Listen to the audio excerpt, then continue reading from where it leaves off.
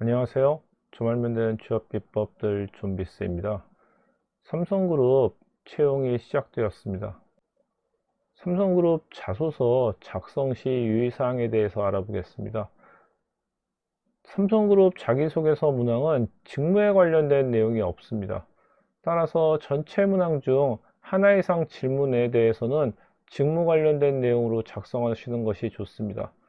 그리고 자기소개서는 두 갈식으로 작성합니다. 두 갈식으로 작성한 경우 본문 완성도가 떨어져도 상대적으로 좋은 평가를 받을 수 있기 때문입니다. 첫 번째 문항은 지원 동기와 관련된 문항입니다. 삼성을 지원한 이유와 입사 후 회사에서 이루고 싶은 꿈을 기술하는 문항입니다. 지원한 이유는 지원 동기로 생각하시면 되고요. 회사에서 이루고 싶은 꿈은 입사 후 포부라고 해석하시면 됩니다. 지원 동기와 입사 후 포부와 관련된 질문이기 때문에 직무와 관련된 역량을 물어보는 문항입니다. 제가 앞에서는 삼성그룹은 직무와 관련된 역량을 물어보는 문항이 없다고 말씀드렸는데요. 직접적으로 물어보는 문항이 없을 뿐 모든 기업의 채용은 직무 중심입니다. 따라서 자소서는 직무 중심으로 작성을 하셔야 되는 거죠. 이 문항을 작성하실 때는 삼성그룹 내 지원사의 주요 사업과 지원 직무를 바탕으로 작성하셔야 됩니다. 공통질문이기 때문에 반드시 지원하는 이 지원사의 주요 사업과 지원 직무는 별도로 확인을 하셔야 되는 거죠. 지원 동기는 본인의 전공 또는 교육상, 경험, 경력과 관련된 강점으로 작성하시면 되는데요. 이런 질문을 회사의 강점만을 언급해 뭐뭐와 같은 회사이기 때문에 지원했다.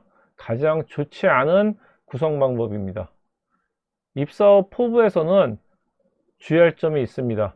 개인적인 목표 또는 취미와 관련된 내용을 적으면 안 됩니다. 그리고 20년 후 CEO가 되겠다. 이런 내용도 적으시면 안 됩니다. 이번 문항은 성장 과정과 관련된 내용입니다. 본인의 성장 과정을 간략히 기술화돼 현재의 자신에게 가장 큰 영향을 끼친 사건, 인물 등을 포함하여 기술하는 문항이죠. 이 문항은 4번이 있는 계열사와 없는 계열사가 다르게 작성하셔야 합니다.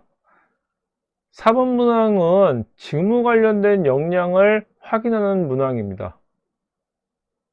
그렇지만 이 문항이 없는 계열사가 있다고 말씀드렸습니다.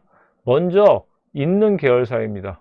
삼성전자나 삼성 디스플레이처럼 4번 문항이 있는 경우에는 2번 문항은 자신의 가치관을 나타낼 수 있는 내용으로 작성하시면 됩니다. 제가 에피소드로 추천하는 내용은 두 가지입니다. 첫째, 역사적 사건을 통한 구성입니다. 기업은 과거의 실패를 통해 성장해야 하는데 실수를 반복하며 사라지는 기업들이 상당히 많습니다.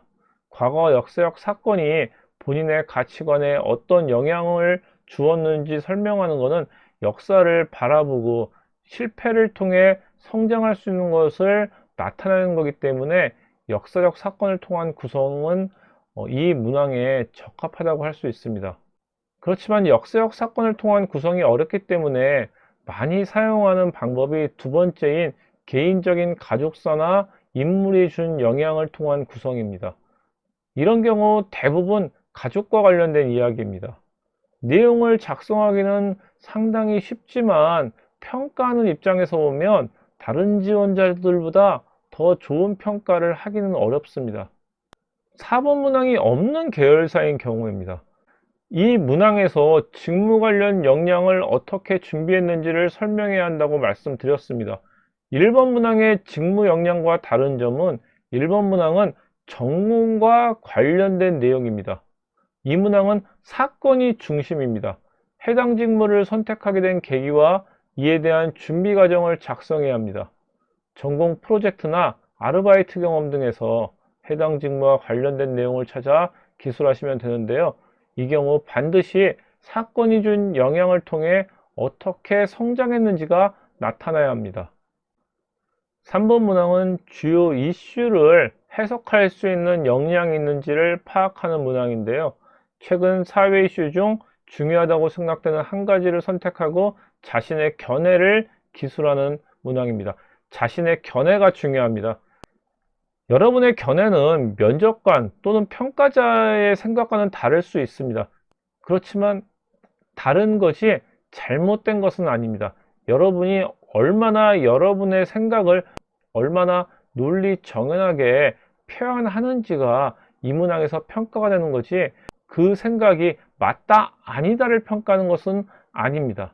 그리고 이 문항을 작성하실 때는 주의할 점이 있습니다. 해석하는 사람에 따라 여러 가지 입장이 있을 수 있는 문제이기 때문입니다. 첫째는 호불호가 갈릴 수 있는 사안에 대해서는 선택하지 말아야 합니다.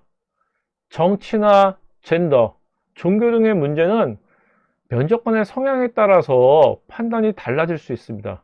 면접관이 그 문제에 대해서 부정적으로 생각한다면 아무리 좋은 대안을 제시해도 좋은 평가를 받을 수 없을 수 있습니다. 둘째는 민감한 기업 문제도 배제합니다. 삼성그룹은 현재 그룹사 승계 문제나 노조 탄압 등 다양한 문제가 이슈화되고 있어서 이런 문제에 대해서는 아무리 긍정적인 방향으로 작성해도 좋은 평가가 나오기는 어렵다고 생각합니다. 이렇게 민감한 문제들을 제외하면 이 문항에 대해 대부분 4차 산업혁명이나 현재 문제가 되고 있는 코로나19 등과 같은 거시적인 이슈를 선택할 것입니다. 거시적인 문제를 선택하면 이슈 현황과 문제점, 그리고 이에 대한 해결책을 제시하는 것은 많은 자료가 있기 때문에 쉽습니다. 그렇지만 대부분의 해결책, 앞에서 말씀드린 견해가 비슷하기 때문에 평가도 크게 차이가 나지 않습니다. 결국 평가에서 좋은 점수를 얻기 위해서는 다른 사람들과는 차이가 있어야 되기 때문에 제 생각에는 굳이 큰 이슈를 선택하지 않고 작은 이슈를 선택해서 그 사건이 미칠 파장을 분석해 기업이나 아니면 산업 또는 직무에 미칠 영향을 분석할 수 있다면 더 좋은 평가를 받을 수 있다고 생각합니다. 4번 문항은 직무 역량과 관련된 항목입니다. 지원하는 직무 관련 본인이 갖고 있는 전문 지식이나 경험을 작성하고 지원 직무에 적합한 사유를 서술하는 문항이죠. 자소서 항목 중 가장 중요한 지원 직무에 관련된 역량을 평가하는 질문입니다. 직무 관련 역량을 어떻게 준비했는지를 설명합니다. 1번 문항은 직무 역량이 전공과 관련된 교육사항에 대해서 간단하게 설명했다면 4번 문항에서는 구체적으로 작성하는 거죠. 4번 문항이 없는 계열사의 경우 2번 문항에서 직무 역량을 설명해야 한다고 말씀드렸습니다. 2번 문항에서 설명드린 것과 같이 직무 역량을 설명할 때는 지원 직무와 관련된 프로젝트 또는 연구과제 중 그 과제를 수행하면서 어려웠던 점, 그런데 그 어려웠던 점을 어떻게 극복했는지, 이 극복하는 과정이 상당히 중요합니다. 자료를 수집하고 그 자료를 분석해서 어떤 결과를 만들게 한 행동까지가 나와야 되는 거죠. 그리고 그 행동을 통해서 나온 결과를 통해 본인이 어떤 성과를 냈고 그 성과를 통해서 어떻게 성장했는지까지를 이 문항에서는 설명해야 합니다. 지금까지 삼성그룹의 자기소개서 문항에 대해서 살펴보았습니다. 궁금한 점이나 이해되지가 않는 점들은 댓글이나 저에게 메일 보내주시면 다시 한번 설명드리겠습니다. 주말면 되는 취업 비법들 존비스였습니다. 감사합니다.